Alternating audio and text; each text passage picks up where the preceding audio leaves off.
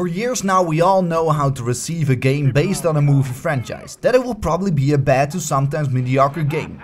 But now we have Mad Max, which has been released last week.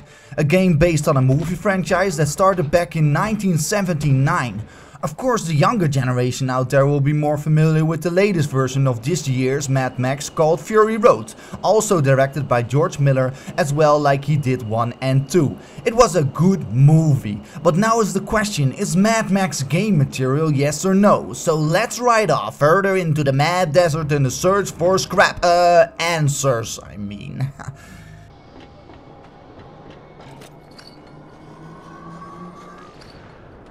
Left behind for dead, Max has it out for the leader of a huge and dangerous tribe who is called Scabrous Scrotus. Did I tell that right? They took everything of him and you start out with rags on your body and nothing more. Soon enough you meet up with the hunchback called Chumbucket, whose sole purpose is creating the perfect car. This is where your strange friendship and deal with Chum starts, as you are creating a way to get revenge on Scrotus by upping your skills and gaining trust from region gang leaders. And of course, it's also about the magnum opus, your awesome, wicked, bizarre, cool car. Yeah, let's just continue.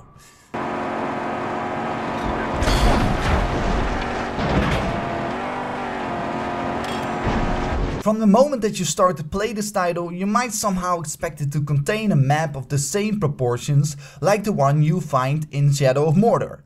This is however completely out of the question, since the world is huge. The atmosphere is brilliant when you're driving in through the wasteland.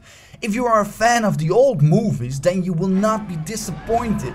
Secret underground buildings, tunnels, camps, you just name it. It's all well made and breathes that right Mad Max freshness of air.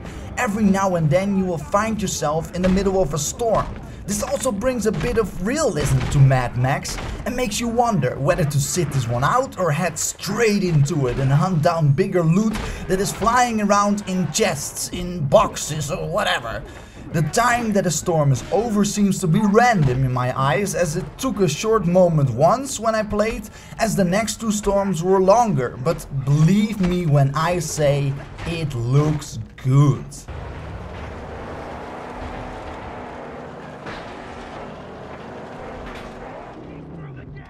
While following the story, you will soon find out that you can find a huge number of scraps in every region of the map.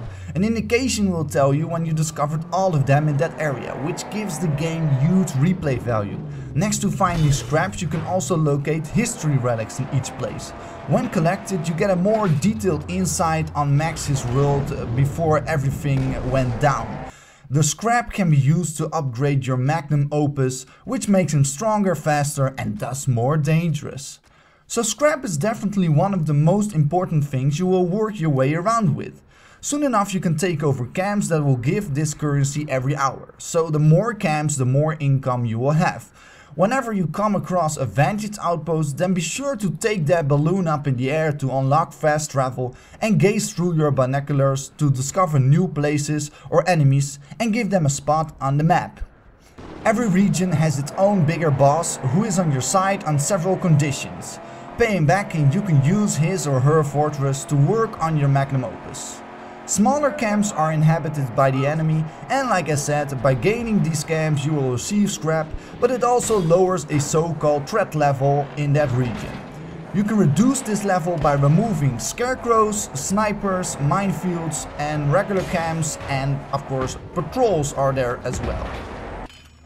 You will have to get your scrap from a lot of places. I was surprised how small an area seemed, but whenever I went into a half-buried container I found out that there was a hole there going down into the ground.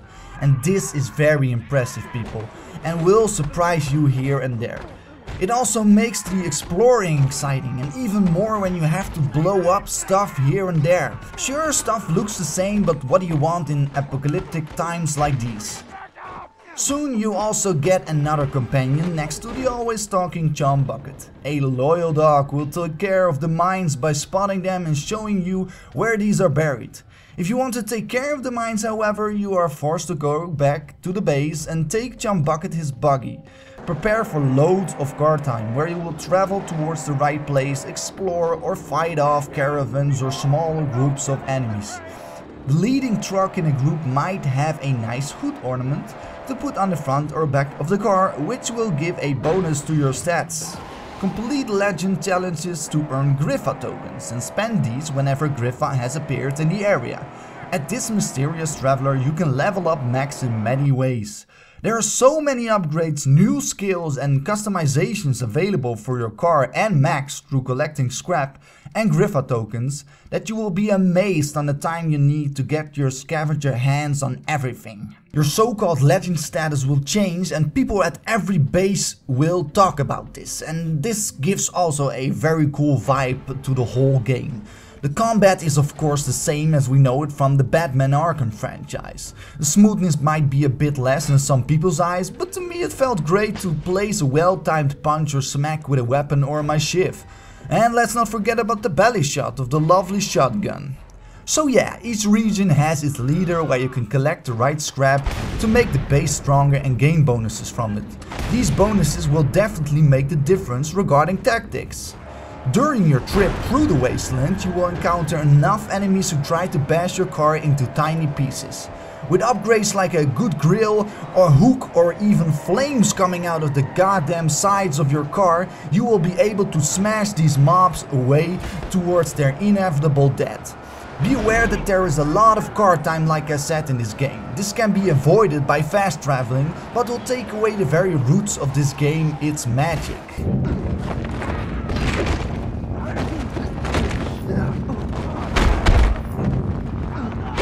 Voice acting was up to par and some of the characters came out stronger and more impressive than others. Still nonetheless, each and every character did a good job on breathing life into their personality.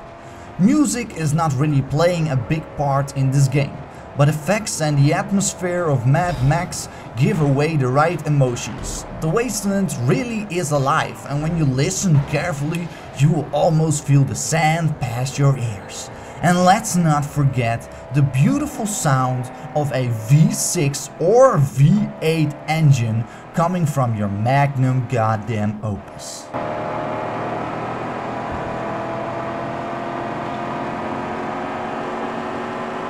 Avalanche Studios did a hell of a job on delivering an open world game that reels in newbies who have been living under a rock and don't know Mad Max. If you are a fan of mostly the older movies, then this game is a must-have for you. Of course, this title also has some elements of Fury Road in it. In love with looting games? Then search no further, because become a completionist in this and you will beg for even more.